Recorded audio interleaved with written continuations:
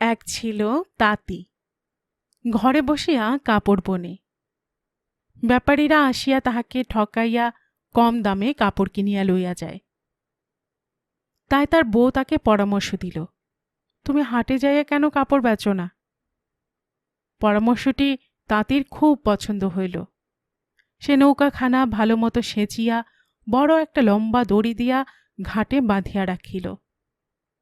রাত্র হইলে কাপড়ের বোঝা নৌকায় রাখিয়া তাঁতি নৌকার দড়ি না খুলিয়াই নৌকা বাহিতে আরম্ভ করিল।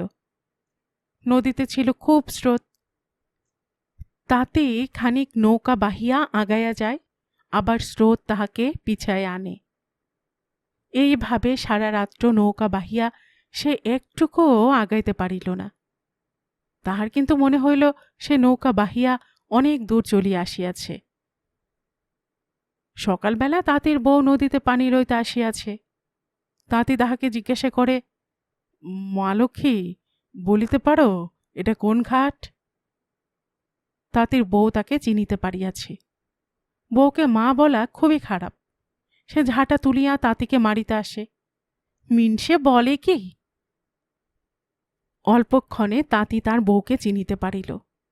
তাঁতি বলে, আচ্ছা, আমার হইল কি?